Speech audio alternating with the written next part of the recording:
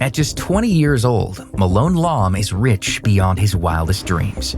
He owns 31 luxury cars, rents multiple mansions, and regularly spends up to $500,000 in clubs per night.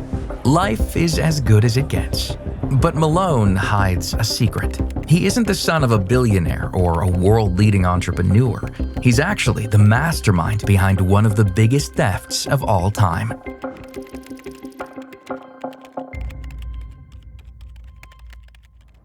Malone Lom is actually from Singapore. He's an avid gamer, and it was on Minecraft that he first met and befriended Jean-Diel Serrano from Los Angeles. The pair developed an in-game reputation as thieves, looting or stealing accounts. Now, Malone wants to take things up a notch. The days of Minecraft scams are behind him. It's time for something much, much bigger.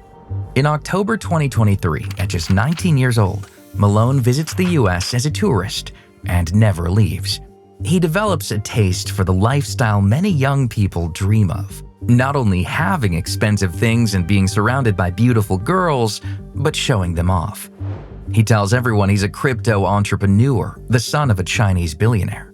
In reality, he's taking part in small-time crypto scams and stealing millions of dollars.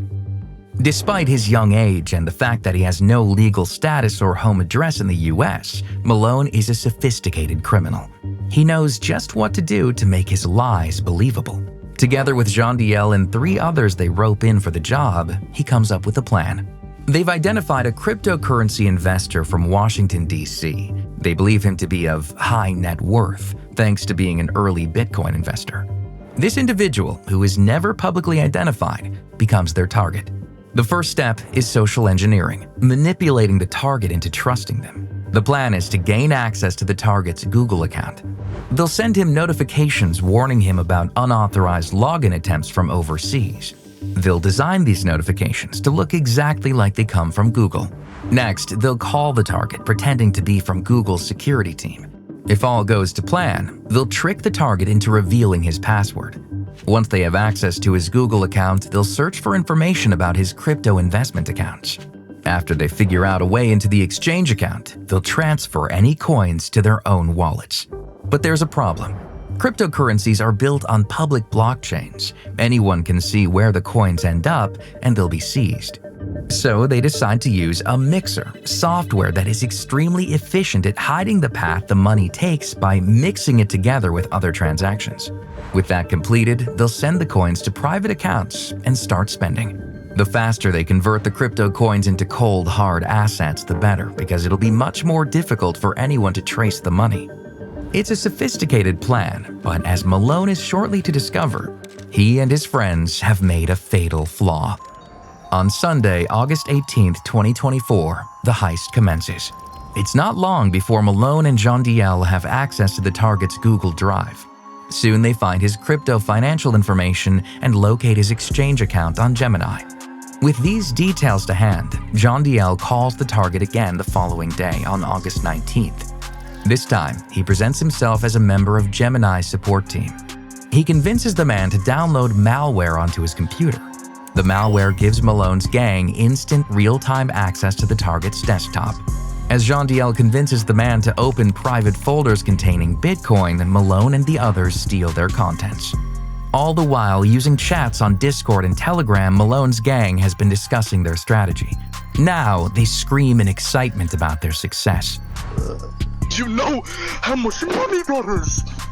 They've stolen almost 4,064 Bitcoin. At the time, it's worth $230 million. That's enough money to purchase several brand new luxury private jets. They quickly launder it and split it 5 ways, a chunk for each party in the heist. Malone immediately goes on a lavish spending spree. He adds a wealth of luxury cars to his collection, bringing the total to 31. This includes a Pagani Huayra worth almost $4 million alone, as well as a fleet of custom Lamborghinis, Ferraris, and Porsches. He spends between $100,000 and $500,000 every night in LA nightclubs, including illustrious bottle services. He gives away $50,000 Hermes handbags to girls he's barely met. He buys designer clothes and wears designer jewelry and watches, one of which cost almost $2 million. And he rents multiple mansions in the Miami area. One residence alone carries a monthly rent of $68,000. He's having the time of his life, but here his mistakes catch up with him. Government surveillance becomes suspicious of his extravagant spending spree. Although Malone is telling people he's the son of a Chinese billionaire, there's no evidence this is true. Even the girls he gifts handbags recognize something's off. He seems very young and out of place for this lifestyle. Not long later, Malone messages his ex-girlfriend. He shows her the pink Lamborghini he's just bought her and tells her how much she means to him. Her response is a sucker punch to his ego. "I'm taken." "I don't care," he replies. Despite all the wealth in the world, Malone is finding that love is more elusive than ever, apart from the facade of affection he receives from the people in the clubs. By now, the US government's net is closing in. They're about to get the break they need. Malone has no idea how fixated the FBI and the IRS are on him, because his operation made one other terrible mistake. Someone on the team has taken a screen recording of the entire heist. Did they film themselves simply because they were desperate to brag to their friends? Nobody yet knows. Regardless, a masked internet vigilante picks up on the heist. Known only as Zach and the X-handle ZachZBT, he gets a notification on his phone the moment the heist takes place. It's a suspiciously large sum of money, so he sets about following it. Zach reaches out to Gemini's customer service and asks them to connect him with the target, who ultimately hires him to track the money down. It doesn't take long before Zach finds that there are 3 distinct directions in which the money is heading. He believes this corresponds to 3 culprits. After posting about the theft, an anonymous source sends him the most damning evidence of all: the screen recording of the heist. There's live chat transcriptions, live audio, and even live evidence of the gang stealing the Bitcoin.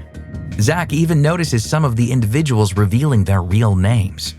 It doesn't take long before he's assembled more than enough evidence to go to the police.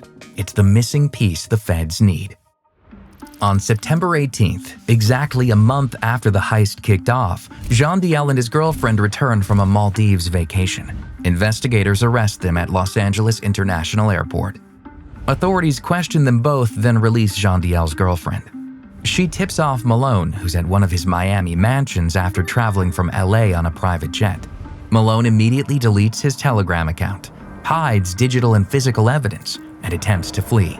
But he doesn't get far. On September 18th, the same day they arrest Jean Diel, authorities swoop in and arrest him at one of his Miami mansions before he can make a move. The handcuffs are on, and he's held in Virginia without bail. The game's up. Both Malone and Jean Diel are charged with fraud and money laundering. Prosecutors expect them to face up to 17.5 years behind bars if found guilty in a trial set for October 2025. Such sentences may seem harsh for a criminal that amounts to little more than a lonely teenager.